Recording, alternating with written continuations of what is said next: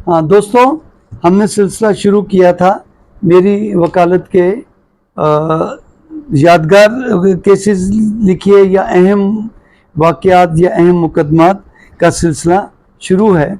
आज मैं आपसे एक मुकदमे का डिस्कस करूंगा और आप जिन लोगों को कानूनी मालूमात से दिलचस्पी है या जो जूनियर वकील हैं, अभी उनकी इब्तदाई वकालत हैं, वो इस वीडियो को देखें। अगर आपको इन कानूनी मालूमात से दिलचस्पी नहीं तो आप वीडियो तब्दील कर सकते हैं। तो मैं अपनी इब्तदाई वकालत के ज़माने का एक आपसे आज एक केस डिस्कस करूंगा। मेरी ये केसेस बताने का मकसद ये नहीं है कि मैं अपनी खुद नुमाई या खुद मशहूरी करना चाहता हूँ, बल्कि मैंने इस मुकदमे को मुकदमात में कानूनी जो दफात हैं या कानूनी जो प्रोसीजर हैं उनको किस तरह इस्तेमाल किया, तो आप भी इसको इस्तेमाल करके वकालत सीख सकते हैं। पहले मैं मुख्तसर बताऊंगा कि इब्तदाई वकालत में हम जो अल्लाह वास्ते कभी केस मिल जाता था, खैर फ्री लीगल का केस तो मैं आज भी करता हूँ ज़मानत के मामलात में, तो लेकिन उस ज़माने में अभी मुझे 2-3 साल हुए थे वकालत के, तो मैं अपने एक मुलजिम से मिलने के लिए, मुल्तान का ये ताल्लुक़ है, मुल्तान का वाक़या, तो मैं मुल्तान बख्शी खाने में गया। बख्शी खाने कचहरी के अंदर जो लॉकअप होता है, जहाँ जेल से ला के मुलजमान को आर्जी तौर पर उस दिन के लिए रखा जाता है, उस जगह को जुडिशल लॉकअप या उसको बख्शी खाना भी कहते हैं। तो वहाँ से उनको हथकड़ियाँ लगा के अदालतों में पेश करते हैं और फिर अदालत से ले जाके वापस वहाँ ढक देते हैं, क्योंकि एक एक कैदी को जेल से लाना मुमकिन नहीं है। फिर सुबह ये जो हवालाती हैं, इनको हवालाती कहते हैं, ये आ जाते हैं सुबह 8 बजे और फिर अदालतों में जब भी अदालत बुलाती है तो उनको अदालत में लाते हैं। नहीं तो अगर उन्होंने रिमांड के लिए पेश होना है तो उनको हर मुतल्लिका अदालत में पेश करते हैं।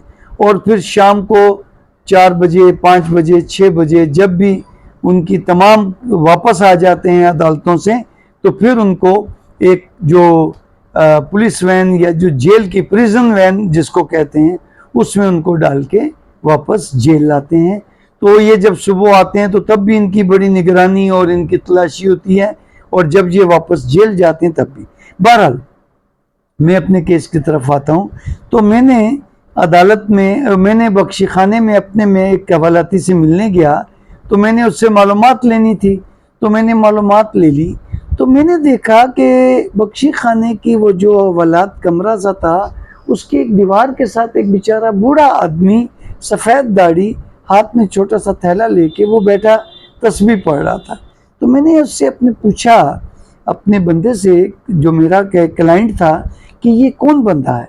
उसने कहा जी ये बेचारा एक सिंधी है बाबा, ये बेचारे की कोई बेटी का मुल्तान में ससुराल वालों के साथ कोई डिस्प्यूट चल रहा था, तो उन्होंने इसको बहाने से बुला के इस पे झूठा केस डाल दिया। अब ये बेचारा लावारसा पड़ा है, क्योंकि ये पीछे खत भी नहीं लिख सकता कि पीछे इसकी 2-3 बेटियां और हैं, तो उनका घर बर्बाद हो जाएगा कि भाई ये तो मुल्तान जेल में रहा, तो इसलिए ये नहीं किसी को। तो मैंने कहा ये तो पड़ा रहा है।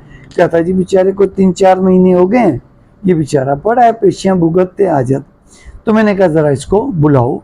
तो मैंने उससे तफसील ली, फिर मैंने उसकी पहले ज़मानत कराई, फिर मैंने ज़मानत कराने के बाद फिर मैंने उसका केस लड़ा और उसको मुकदमे से बरी करवाया।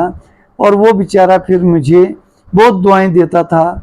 उसने फिर मुझे सिंध से वो जो शिकारपुर का चक्का अचार होता था वो मुझे भेजता था हर साल। फिर पता नहीं वो बेचारा ज़िंदा भी है या मर खप गया, मुझे मालूम नहीं। यहाँ तक तो ये वीडियो मुख्तसर वीडियो है, जिसमें मैंने आपको बताना था कि ऐसे बहुत सारे लावारिस बेचारे जेलों में पड़े होते हैं। तो अगर आप बतौर वकील अगर आप उनकी मदद कर सकें, तो आपके इब्तदाई वकालत के अयाम में आपको ब्रीफ चाहिए और ऐसे लावारसी हवालाती को एक वकील चाहिए। तो वो आपके लिए तजर्बा देगा, वो आपको दुआएं देगा, और उसको तो बेचारे को उसको तो एक वकील चाहिए जो उसका केस लड़ेगा। तो अगर आप ऐसे कैदियों की मदद कर सकें, ऐसे हवालातियों की मदद कर सकें बतौर वकील, तो आपको ज़रूर करनी चाहिए। آج 45 سال 44 سال 45 سال کی وکالت کے بعد بھی میں ایسے بہت سے لوگوں کی مدد کرتا ہوں جو بیچارے لاوارثی ہوں، جو بیچارے وکیل نہیں رکھ سکتے، تو ان کی ضمانت کے معاملے میں میں آج بھی مدد کرتا ہوں۔ یہ مختصر ویڈیو ہے، تو اگر آپ اس کیس کو تفصیل سے سننا چاہیں تو آپ ہمارے یوٹیوب چینل پہ لیگل ایڈیشن پہ آپ جا کر اس مقدمے کی پوری تفصیل سن سکتے ہیں۔ اب ہم اس کی مقدمے کی تفصیل آپ سے بیان کرتے ہیں۔ تو میں نے اپنے کلائنٹ سے کہا کہ یار اس بابا کو بلاؤ، میں اس کا مقدمہ اللہ واسطے لڑوں گا۔ تو اس نے بابے کو بلایا، تو میں اس کا نام جان کے جو ہے وہ نہیں بتاؤں گا کہ لیکن اس کی کاسٹ آئی تھنک اس کی کاسٹ کو سندھ کی تھی، اور وہ سندھ کے کوئی اندرونی علاقے سے تعلق رکھتا تھا۔ میں نے اس سے پوچھا بابا کیا ہوا؟ تو وہ بیچارہ رونے لگ گیا، سفید داڑھی اس کی اور اس کی آنکھوں سے آنسو بہتے جائیں۔ میں کہا بابا جی مجھے تفصیل بتائیں، میں آپ کا کیس لڑوں گا۔ تو اس نے کہا کہ میں نے اپنی ایک بیٹی کی شادی اپنے رشتہ داروں سے کی تھی ملتان میں، میرے وہ دور کے رشتہ دار تھے، لیکن میری بیٹی آباد نہیں ہو سکی، اس کے خاوند سے اختلافات ہو گئے، تو انہوں نے میری بیٹی کو مار پیٹ کے گھر سے نکال دیا۔ تو اس کا سامان جہیز ہر چیز رکھ لی، تو اس میں ان کو نکال کے بیٹی کو مار پیٹ کے بھیج کے بھی ان کی تسلی، ان کا انتقام پورا نہیں ہوا، تو انہوں نے مجھے بہانے سے راضی نامے کے لیے بلایا کہ آ کے راضی نامے کی بات کرو، اگر راضی نامہ نہیں ہوتا تو اپنی بیٹی کا جو سامان جہیز ہے لے جاؤ۔ تو میں اپنی بیٹی کے سامان جہیز کے راضی نامے کے لیے ملتان آیا۔ مجھے معلوم نہیں تھا کہ ان کی کیا پلاننگ تھی، میں تو نیک نیتی سے آیا۔ تو میں ان کے گھر گیا، رشتہ دار تھے، میں نے ان سے بات چیت کی، تو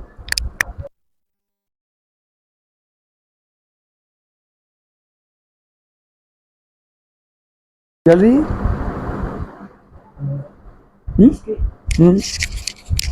ایک سیکنڈ، ہم سوری جی، یہ تھوڑا سا مائک کا مسئلہ بن جاتا ہے، پر ہم اس کی ویڈیو کو ایڈٹ نہیں کریں گے، تھوڑا سا یہ توقف آیا تو اب سے۔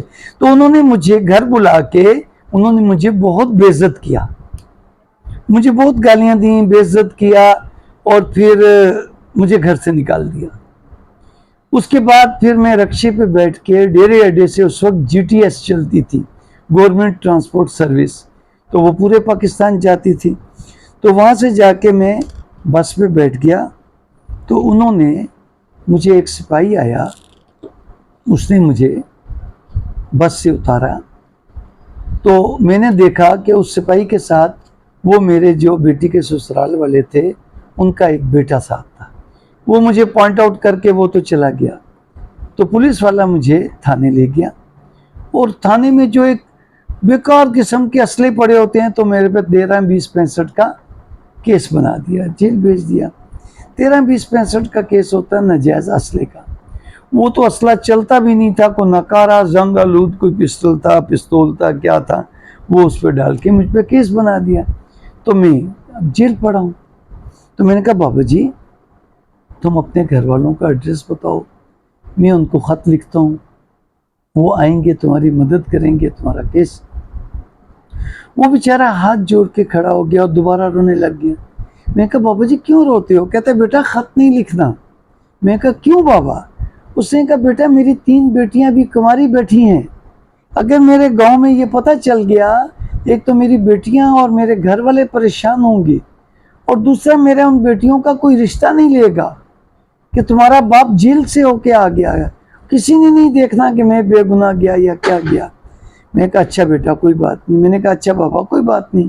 میں نے اس کے کوائف لکھے اور میں آ گیا۔ پھر میں نے اس کا پورا ریکارڈ نکلوایا، پھر میں نے اس کی درخواست ضمانت پہلے اپلائی کی، مجسٹریٹ صاحب کے پاس ضمانت لگی۔ میں نے مجسٹریٹ صاحب کو صاف بتا دیا، میں کہا یہ سر لاوارث آدمی ہے، بوڑھا آدمی ہے، آپ کے پاس یہ پیش ہوتا ہے، آپ ہی کی عدالت، کیونکہ علاقہ مجسٹریٹ بھی وہی تھا اور بیل بھی اسی نے لینی تھی، اسی کے پاس ملزم پیش بھی ہوتا تھا ہر 14 دن کے بعد ریمانڈ کے لیے۔ تو اس سے مجسٹریٹ صاحب نے کہا کہ اسکندر صاحب میں اس کو جانتا ہوں، میں نے بھی اس کو کہا تھا کہ بابا تم 13-20-65 تو قابل ضمانت ہے، تو آپ ضمانتی دو.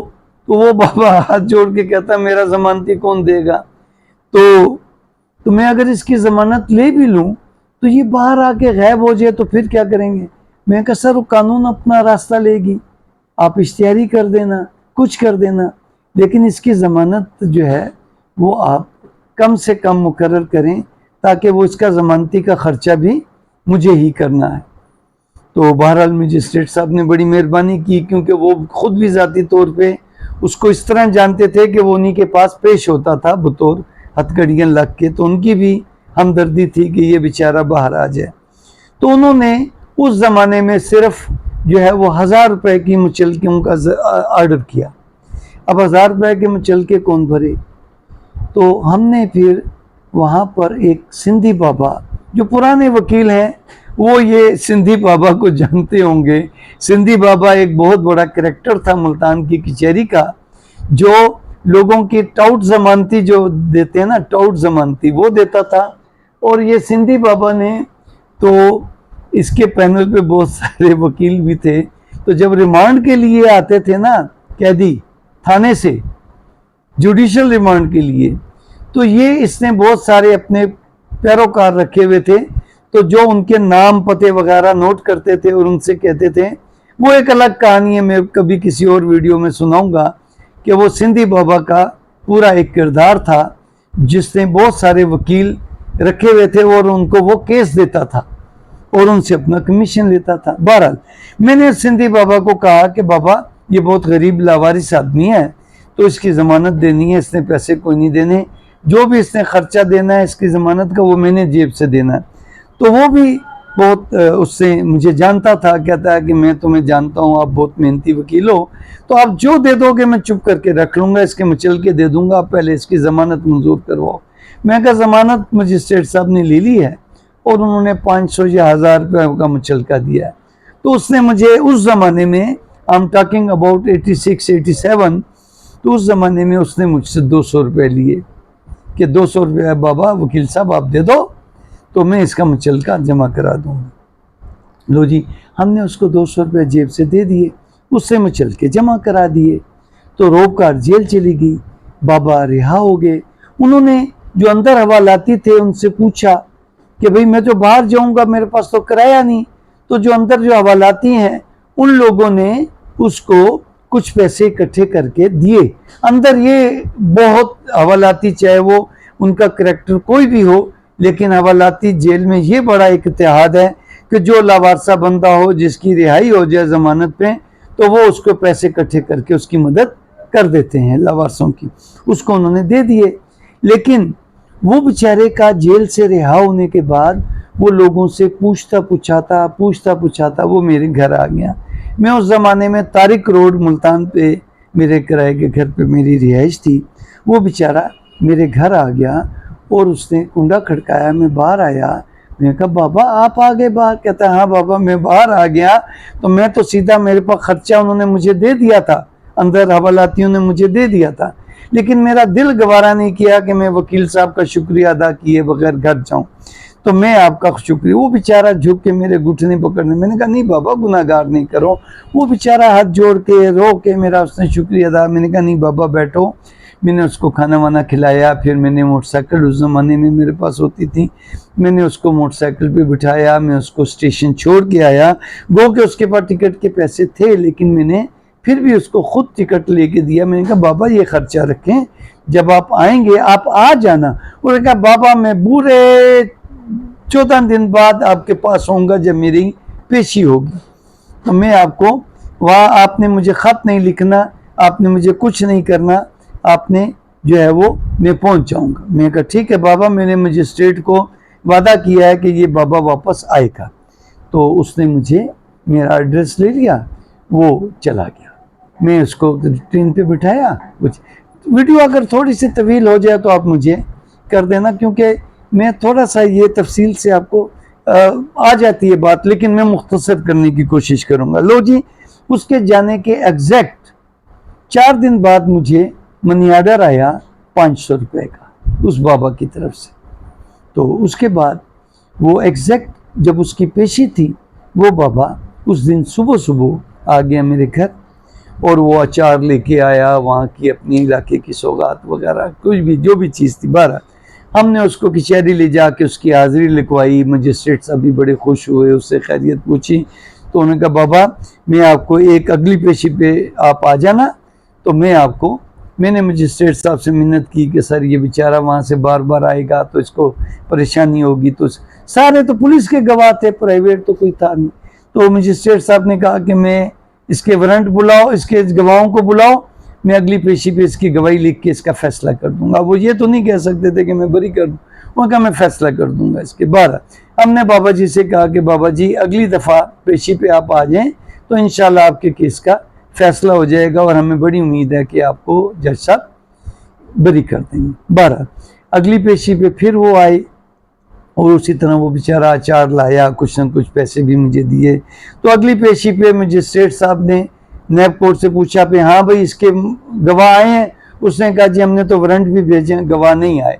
तो मजिस्ट्रेट साहब ने फैसला लिखा कि गवाहों को बार बार बुलाया, वो जो है वो वारंट के बावजूद गवाह नहीं आए। ये बाबा सिंध से आता है, बहुत दूर से आता है, तो इसका मतलब है कि गवाह इंटरेस्टेड नहीं है, जो भी एक, और उन्होंने बाबे को बरी कर दिया। तो हमने उसका कहा कि सर मेहरबानी करेंगे, दोबारा बेचारा फैसला लेने के लिए दोबारा आएगा और हम बजरिया डाक इसको भेज नहीं सकते क्योंकि इससे मना किया है कि मुझे बजरिया डाक कुछ नहीं। तो मजिस्ट्रेट साहब ने कहा कि आप 4 बजे तक इंतज़ार करें, आपको आज ही सर्टिफिकेट कॉपी मिल जाएगी। तो 4 बजे उसको मुसद्दका नकल मिल गई फैसले की, जिसमें वो बरी हो गया। फिर हमने उसको जो है रुखसत किया।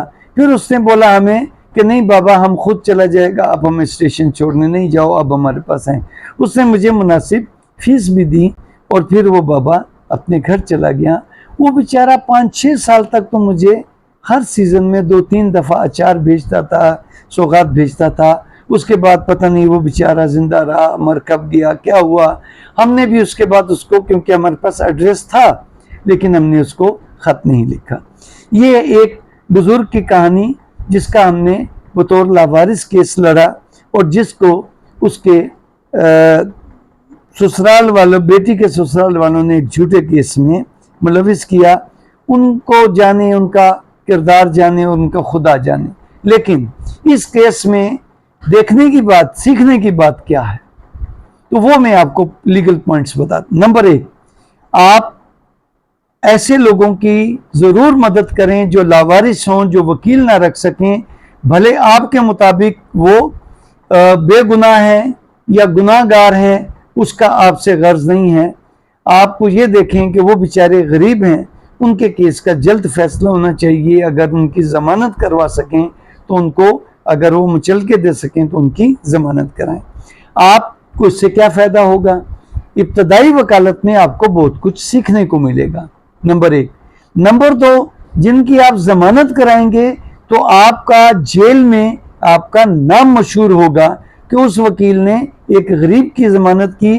तो इस बहाने आपके पास वो केस भी आएंगे जो थोड़ी बहुत आपको फीस दे सकेंगे।